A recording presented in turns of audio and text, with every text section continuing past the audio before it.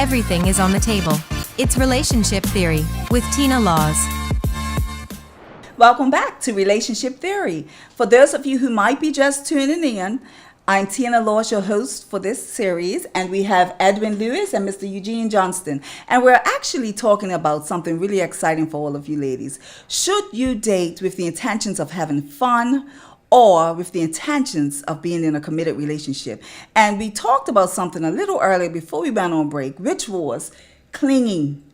They talked about, both these men talked about how us women can be clingy.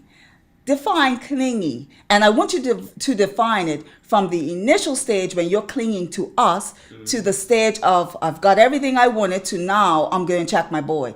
Define clingy. All right, clingy for me. You start out, it's a beautiful thing. You just love just thinking about her. You love her smell, the way she walks. She giggles all like, you love all that. 3 months, 4 months down the line, you like, I just like how she look at me. I like how she cook, you know. I like when we outside. 6 months down the line, like, look, man, I need some time away. Like, I love her, you know, I'm in love with her, but my brother needs a little space. But it's the travel. Every time you travel, we got to go together. Every time you make a move out in town, I'm getting in the car. You're like, I'm yours. I'm coming back. You know what I'm saying? Like, show me that you do have some trust in me. Like, give me some type of time to miss you. That's what I always ask. Give me the opportunity to miss you, because it's like working in prisons and stuff for me. Night patrol, I loved it because I was away from them at night, and I was like, when I got off that morning, I was like, I'm gonna cook for her. I'm gonna make sure she get ready for work, blah blah blah, because you had the opportunity to miss them. So what is your view?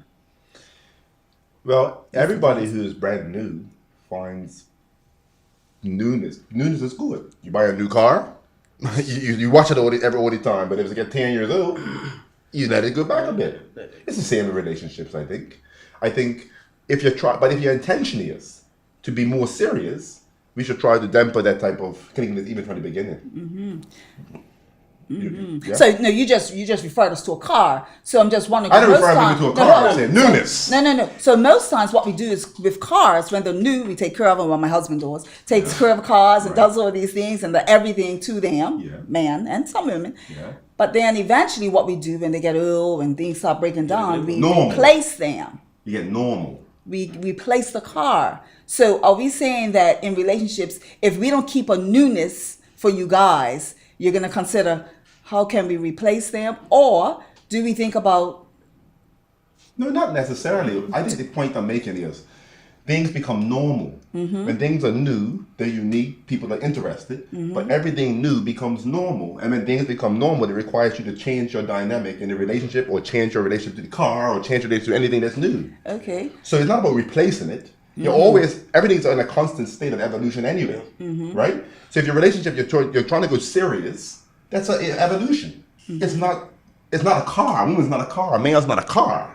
I'm just talking about the newness of it, the uniqueness of it. See, that's another. Sounds like me. Like, you think if he don't treat me the same way that he treated me from the very beginning, or if he don't see me the same way or do the same things, he must be looking for something new. But it's the same with women. Men might have the same impression of women who, no, wait a minute, the type of talk is different, the way they interact with us is different. The things they do to keep in our affections is different. The clothes she wears. Yeah, right now we're getting ultimatums. All this is different. So what does the man say? Listen, this must be about somebody else? Or do we say it's about evolving to a different place in a relationship that's not based on newness? What happens from you guys' point of view when we have this newness as women? We're in these relationships, we're doing all these things. You used to come over our house midnight to 6 in the morning. Now you're coming over there from 1 to 4 in the afternoon. We're going to do all these functions. We're doing all these things that we never used to do. How do you now tell us what things haven't changed?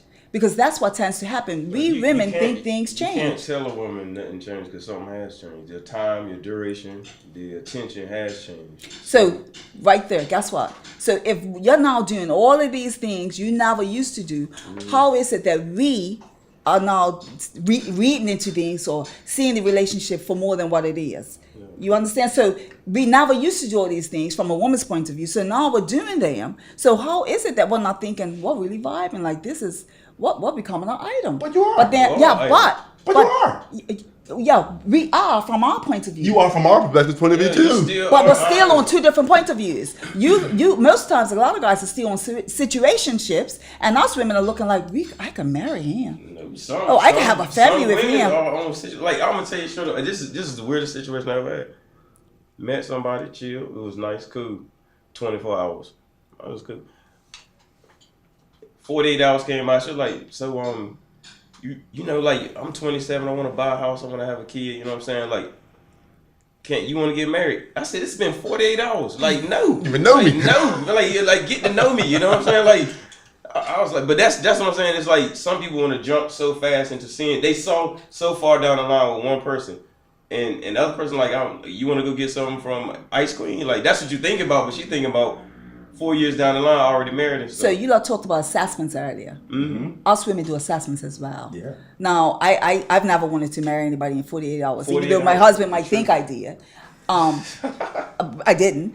But you do assessments, and so do we. So you may be assessing her for one thing, but women, they're assessing you for something totally different. Mm-hmm. And we have different reasons why we assess men and want to have a solid relationship. But she might have looked and said, you know, the intimacy is great. I can live with this because, you know, that's something that everybody wants to be happy with. And then she might have looked at, you know, you got a pretty stable job. You might be a great family man. You might be close with your mom. The same thing. So she just looked at all of this and said, look, we're getting older. We ain't got no time to waste. Here's a good catch. Let's just do this now or not. Because back to in the olden days with our greats, they met, they was married in a week, and they had big families, and they've been married for 50 and 60 years. So what happens when we have a woman that comes from that line of family? Mm-hmm. So she automatically thinks, well, if you meet somebody, some people think first love at first sight. Yeah. We are in love. So what happens in that instance? Now do you turn around and tell her when she bought you a plane ticket because she wanted to spend a nice weekend with you that you don't want no relationship, you just want a situationship? When she comes and brings you nice lunch and cooks you dinner and does nice things for you, do you tell these women, hold up, you're getting too deep? This is a situationship, not a relationship. Do you really do that? I never had nobody buy me nothing. If I had a plane me ticket either. Me either. I wasn't gonna buy me a ticket. Me either. Fly me out. You me know either. I'm trying to find where those women are. They exist. They exist. I just never met them. I've been in some broke situationships, dude. But other than that, you have to let them know, like, if you feel like, look, I'm not gonna take you. Now you have some grimy guys who are like, yeah, man, let's fly out. Let's go out to eat. Yeah, help me get a down payment on the car. Those are the grimy guys. But if you can sit there and sit around and be like, hey man, this is not gonna go any further than what it is. You know what I'm saying? Mm-hmm. Let them know. Don't have our hopes and dreams getting built all up and you just sitting there, because that's in the long run you're gonna look like a daggone creep. She's like, oh, you just took advantage of me and you knew it. So, how do we now? Because we know this happens and we know that you guys have your radar. You're doing your assessments as well. So you can also see that in that 48 hours that, I don't know, you know, that was a different case and that I guess happens. But what happens in that instance? Do you say, I'm going to continue on because the intimacy is amazing, this girl's amazing in the bed, so I'm going to just... You gotta let it go. And this is what we always talk about. My guys say the best sex is always from a crazy person. Crazy sex is the best sex. They say that, but the worst person for you might have the best sex in your life, but you know it's not good for you. So that's like... So what I hear you saying is that from a male's perspective, or some guys, is that the sexual activity is what builds the relationship. Because from women's point of view, we're more emotionally attached. Yes, the intimacy is great, but like you said, the 48 hours, that's a bit extreme, but it happens. But we look at you from an emotional standpoint. You're an emotional guy. So guys tend to... You are not emotional? Yeah, well, are you? Yeah, I am. How are you? You might demonstrate it differently, but men have emotions, men assess things emotionally. But why are we assessing long-term relationships with things like love and sex? As if there's any components. Because the longer the relationship is, the less sex you have anyway. Is that true? Yeah, some people. I don't know. I don't know what that. I don't know what that. My mom and dad, I never see them. You ain't supposed to see them. They've been married like 40 something. You ain't supposed to see them. Yeah, exactly. I don't want to see it, but I can just tell this is a stale house right here. What's going on around? Daddy out there boiling peanuts in the backyard, blah, blah, blah. So that's what they do, but they show love and affection in different ways. Like, instead of like, they've been together so long, birthdays and dates. They're like, let's just go out to eat. They just love being in their company. And that's amazing. And I said it because, and this is where the dating for fun and dating for relationship comes into play, because how do we get to that place? They were once bunny rabbits in the bedroom. They were once dating.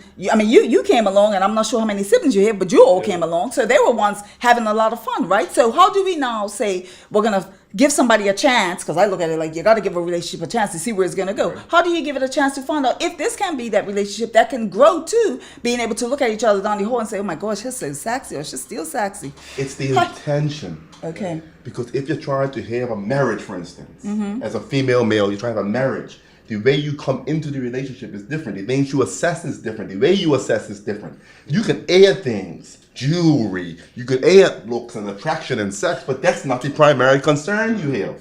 If you think those things are your primary concern and they demonstrate love, they demonstrate your level of satisfaction over time, you're into a rude awakening. No one has ever had a substantial, proper relationship based on those things. Thank you. Thank you. Thank you.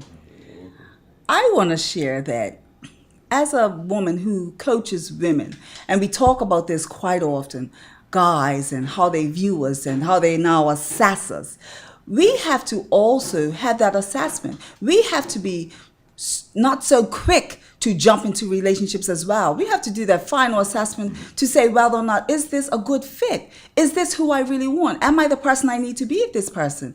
And so out of all of this being said today, do you date for fun or do you date with the intentions of being in a committed relationship? That's totally up to you. But what we've talked about today, if you haven't come to some sort of solution as to what you need to be doing in your next date, I don't know what else to say.